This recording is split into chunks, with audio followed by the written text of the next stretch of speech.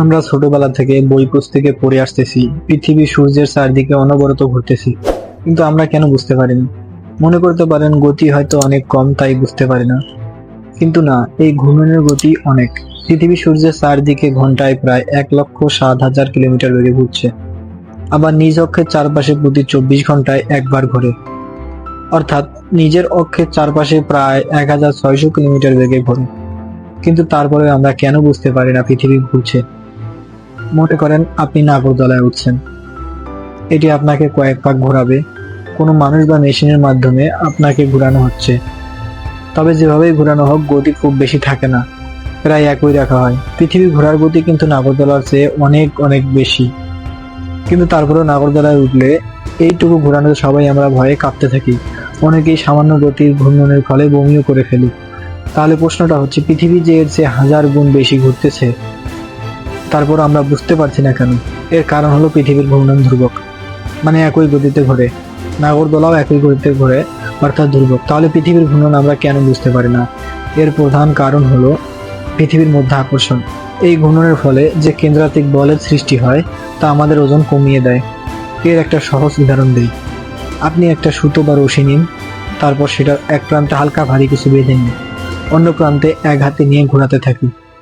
দেখবেন যে আপনার হাত এক জায়গায় স্থির আছে, কিন্তু ভারী বস্তুটা আপনার হাতকে কেন্দ্র করে বৃত্তাকারে ঘুরতেছে।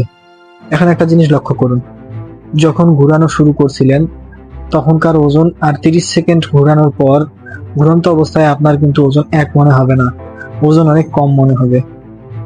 এই জন্য আমরা বলতে পারি কেন্দ্রাতিক বল ওজন কমিয়ে দেয়। আপনি নিজেও চেষ্টা করে দেখতে পারেন।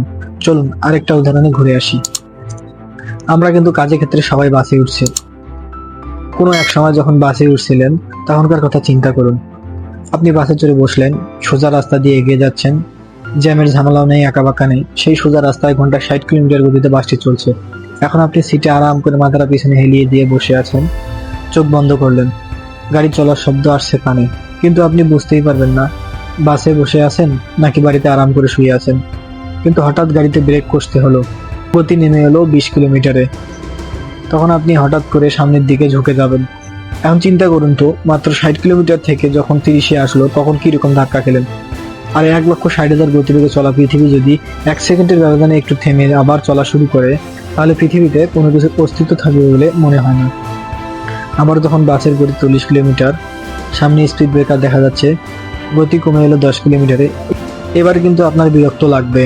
আপনি যে বাসে চড়েছেন তা বুঝতে পারবেন। এখন কেন বুঝতে পারবেন? কারণ বাসের গতি বাড়ছে কমছে, আগের মতো একই গতিতে চলছে না। কিন্তু পৃথিবী বাসের মতো গতির হেরফের করে না।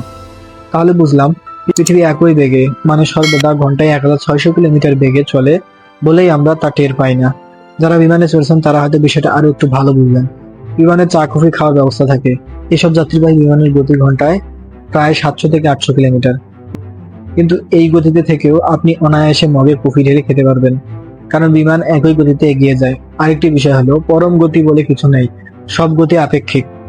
এই বিষয়টা গ্যালিলিও গ্যালি, আইজ্যাক নিউটন এবং আলবার্ট আইনস্টাইনের মতো বিজ্ঞানীরাও তুলে ধরেছিলেন।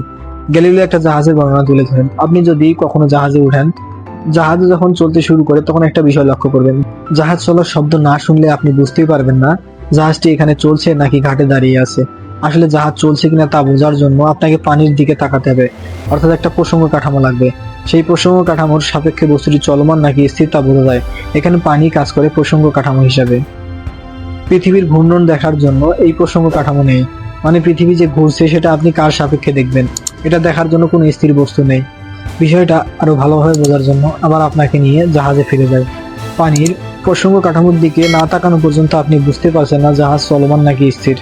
এখন মনে করেন জাহাজে আপনার সাথে আপনার বন্ধু আছে, সেও পানির দিকে না তাকিয়ে শুধু আপনার দিকে তাকিয়ে আছে। তাহলে কিন্তু বুঝতে পারবে না জাহাজটি চলছে নাকি দাঁড়িয়ে আছে। এমনকি আপনি জাহাজে থাকা অন্যান্য বস্তুর দিকে তাকালেও বুঝতে পারবেন না জাহাজটি স্থির নাকি চলমান। এটা বুঝতে হলে জাহাজের বাইরের কোনো বস্তুর দিকে তাকাতে হবে। এখন মনে করেন জাহাজটা হচ্ছে পৃথিবী, আর জাহাজে থাকা অন্যান্য বস্তুগুলো ভাবুন পৃথিবীর বিভিন্ন বস্তু। জাহাজের মানুষগুলো পৃথিবীর সব মানুষ। জাহাজের কোনো মানুষ বা বস্তু দেখে কি বুঝতে পারবেন জাহাজটি চলমান নাকি স্থির? আসলে বুঝতে পারবেন না। এখন চলমান নাকি স্থির এটা বুঝতে গেলে আপনাকে পানির দিকে তাকাতে হবে। আগে বলছি, পানি কিন্তু প্রসঙ্গ কাঠামো। আরেকটা বিষয় হচ্ছে, পানি কিন্তু জাহাজের বাহিরের অংশ, জাহাজের অভ্যন্তরীণ না। পৃথিবীর ব্যাপারটাও ঠিক এরকমই। আমরা শুধু পৃথিবীর পাহাড়, পর্বত, সমুদ্র, ঘর, বাড়ি দেখছি, যা সবই পৃথিবীর ভেতরে। পৃথিবীর বাইরে কিছু আমরা প্রসঙ্গ কাঠামো হিসেবে দেখতে পাচ্ছি না। তাই পৃথিবী নিজের অক্ষের উপর 1600 কিলোমিটার গতিতে ঘুরলেও আমরা তা ঘুণাক্ষরেও টের পাই না।